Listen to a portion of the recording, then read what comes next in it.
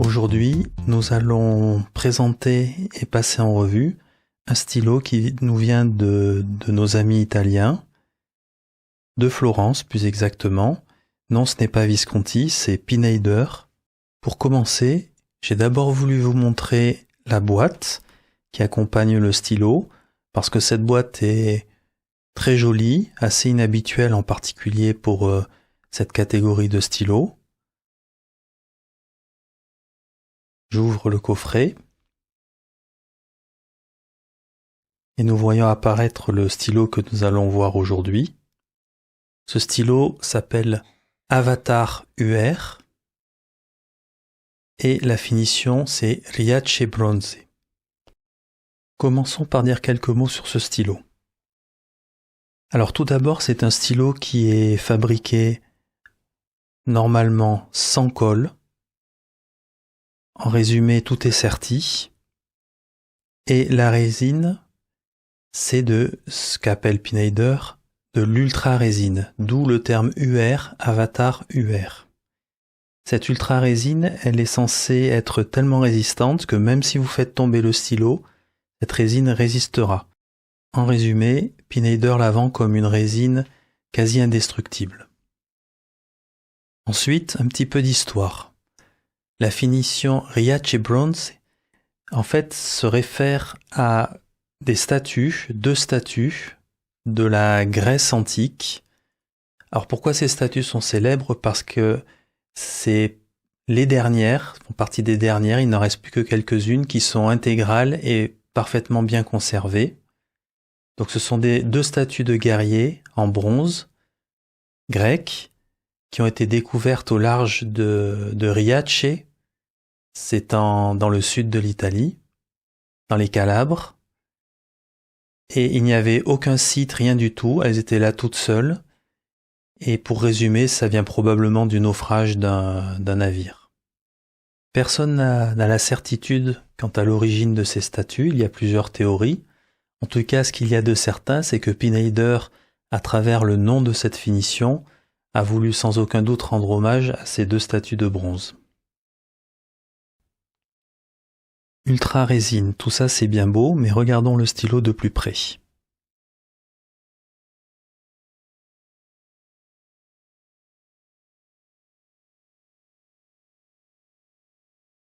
L'apparence est très belle.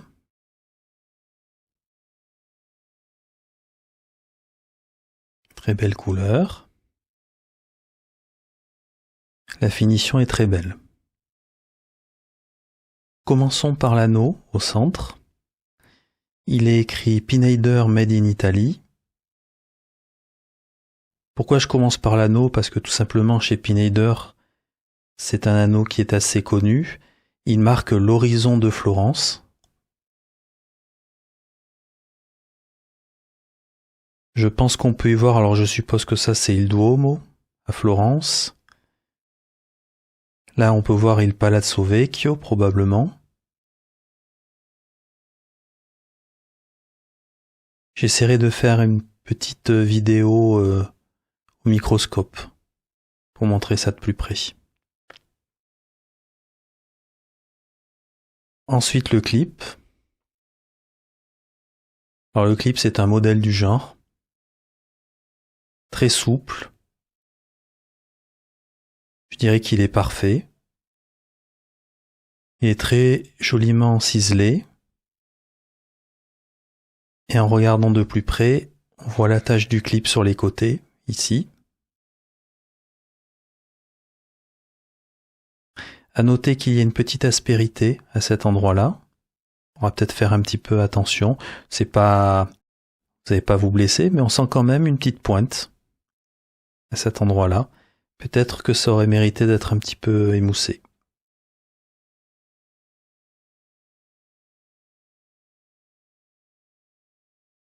À l'autre bout du stylo, nous avons le bout du stylo qui se termine par une zone métallique.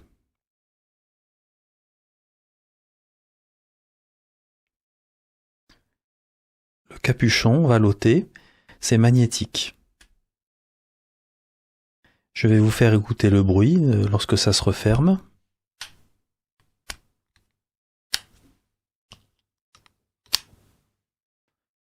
Le bruit est assez sympa.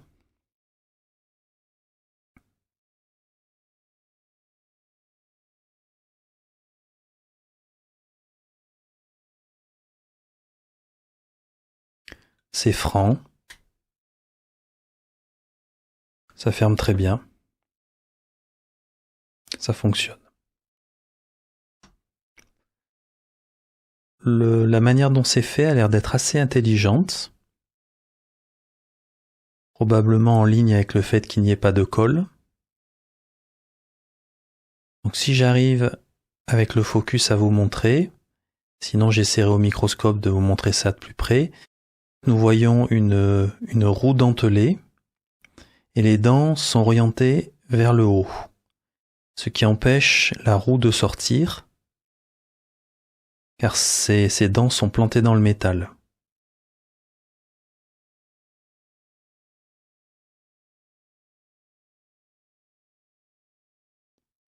Je suppose que cette roue, c'est l'aimant.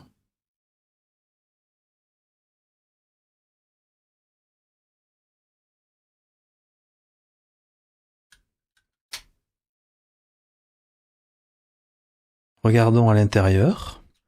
Alors nous allons voir quelque chose d'un petit peu particulier dans ce stylo. C'est au niveau du corps, à cet endroit-là.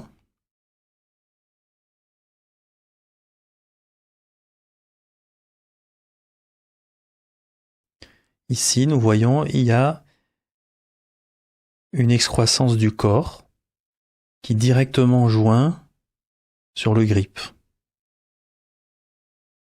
C'est la première fois que je vois ça, personnellement, de cette manière-là. Donc avec ici on va dire un anneau en L pour faire la jonction. Donc je suppose que c'est le fait qu'il n'y ait pas de colle qui a amené cette manière de faire. Par contre, juste qu'il y a d'un petit peu dommage, c'est que quand je pressure comme ça, je sens en fait qu'il se crée une déformation. Et je pense que si j'appuyais vraiment très fort, je le déformerais et peut-être que ça irait même un petit peu plus loin avec un crack. Donc je ne vais évidemment pas le faire. Par contre, en termes de solidité, je pense que c'est pas trop mal. Je pense tout simplement que ça a tendance à se déformer. Et je ne pense pas qu'il y aura, je veux dire par solidité, je ne pense pas qu'il y aura de problème à la jonction entre ici, leur fameuse ultra résine et le métal. Par ailleurs, je rappelle que le choc qu'il y a ici n'interviendra que lorsqu'on ouvre pour remplir d'encre ou pour vérifier l'encre. Donc ce n'est pas comme un capuchon, on le fait quand même beaucoup plus rarement. Juste ce qui m'a un petit peu embêté, c'est lorsque je pressure, c'est cette petite déformation. C'est dommage. Ça enlève un petit peu à l'impression de qualité du stylo qui est assez élevée.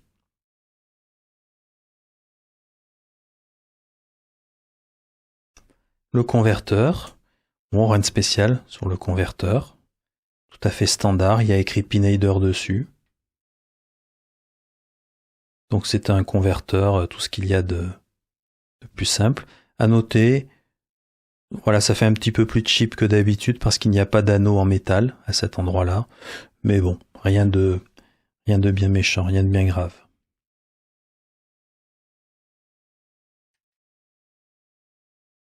La plume. Intéressant de la regarder parce que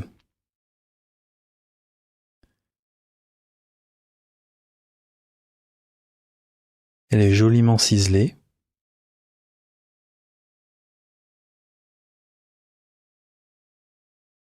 Le grip est très fin. Je pense que c'est important de le noter. Peut-être que les grosses mains ne seront pas à l'aise. Moi, ayant des mains tout à fait de taille standard, ça va. Mais il faudrait pas plus petit par contre. Ce qu'il y a de sympathique du coup avec le fait que le grip soit assez fin, c'est qu'on a l'impression que la plume est très longue et assez importante. De ce que je vois, ça a l'air d'être une plume Bock.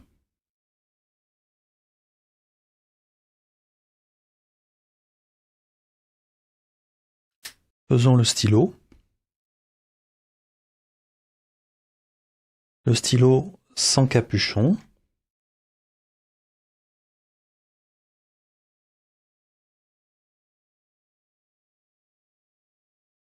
S'il veut bien tenir. 20 grammes. Le stylo avec capuchon. 31 grammes. 11 grammes pour le capuchon. Comparons la longueur de ce stylo avec d'autres stylos. Alors le Lamy Safari ici, habituel, et le classique Pilot Custom 74 ici. Ce qu'on observe, c'est que en termes de longueur, ce stylo est assez long. Par contre, il va en rétrécissant de plus en plus vers l'arrière et on voit qu'à l'arrière, c'est un stylo qui est très fin. À l'avant, il est de taille plutôt normale, plutôt sur le côté fin, mais ça reste normal.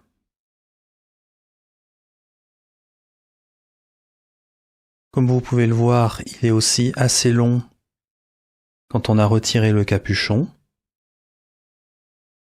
Pour les grandes mains, il n'y aura pas de souci à ce niveau-là. Par contre, je rappelle que le grip reste très fin, et ici vous pouvez vous en apercevoir et bien le voir. Il est nettement plus fin que sur le Custom 74 ou le Lamy Safari. Mettons maintenant les capuchons à l'arrière.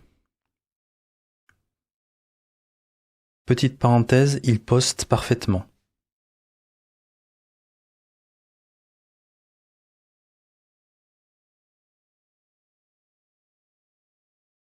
Très sécure, pas de problème, et ça en fait un stylo vraiment long,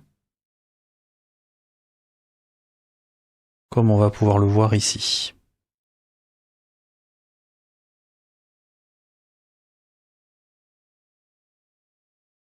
Il est le plus long des trois, mais ne bat le Lamy Safari que d'une courte tête. Mettons de l'encre dans ce stylo élégant. L'encre sera la Parker Quink, une belle encre sans surprise et bien maîtrisée, très fluide.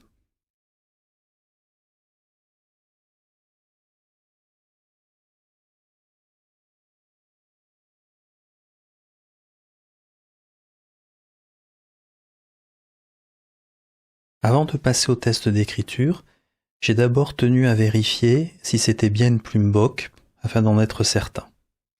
J'ai donc sorti une plume Bock, et je vais les comparer. Voilà, indubitablement, le feed, c'est un feed Bock, il n'y a pas de souci là-dessus. On va vérifier les plumes. Et j'ai envie aussi de vous faire remarquer quelque chose. Je vais retirer un petit peu d'encre qu'il y a ici. Donc clairement les plumes, elles sont identiques. Si on oublie la belle gravure de la plume du Pineider. Par contre, je voulais vous faire remarquer quelque chose. Ici, nous avons bien la zone d'entrée d'air pour le canal d'encre. Et ici, il n'y a rien. Ce n'est évidemment pas une obligation d'avoir cette petite découpe à cet endroit-là. Mais c'est un parti pris qui m'a fait sourire. Nous allons donc passer maintenant au test d'écriture. Toujours avec le papier Rhodia. Pour information, je ne suis pas un fan d'écrire avec ce stylo posté, parce que comme vous avez vu lors de la pesée, ce capuchon fait plus que 10 grammes, ce qui représente la moitié du poids approximativement du corps du stylo. En résumé, le stylo se trouve fortement balancé vers l'arrière et ce n'est pas forcément très agréable. Peut-être que les grandes mains auront le point de repos du stylo un petit peu plus haut, donc ça se passera peut-être mieux, mais dans mon cas en tout cas, je trouve que l'arrière est bien trop lourd. Donc je préfère écrire avec, sans le capuchon à l'arrière.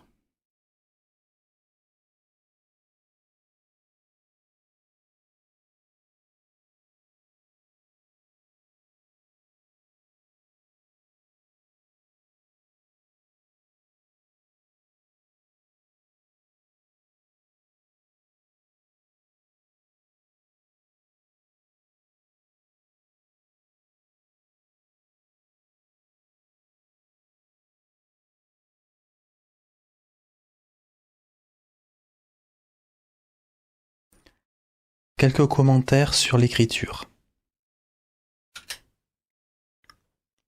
Ça se passe globalement bien. J'ai juste fait une petite aparté sur le capuchon lorsqu'on le met à l'arrière qui est un petit peu trop lourd. Du côté de la plume, rien de spécial, hein, ça reste une plume Bock. Quelquefois, vous aurez des plumes Bock qui fonctionneront bien, et puis il arrivera de temps en temps qu'il y en ait une qui fonctionne beaucoup moins bien. Ils peuvent avoir un peu d'irrégularité dans leurs plumes.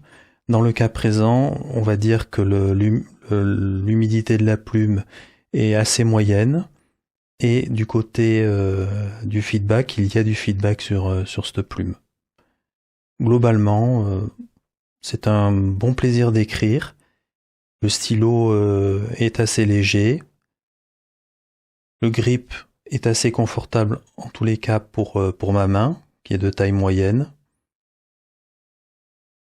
C'est un bon stylo EDC, tout fonctionne très bien. Pour conclure, passons à ce que j'ai aimé et à ce que j'ai moins aimé. En premier, ce stylo est vraiment très élégant, a une belle finition. Il a été apporté au niveau des détails pas mal de choses, comme par exemple la ligne d'horizon de Florence, qui a été gravée sur l'anneau central, ou encore le design de la plume, le dessin qui a été gravé au niveau de la plume. Le clip est parfait, il est à la fois beau, élégant et fonctionnel.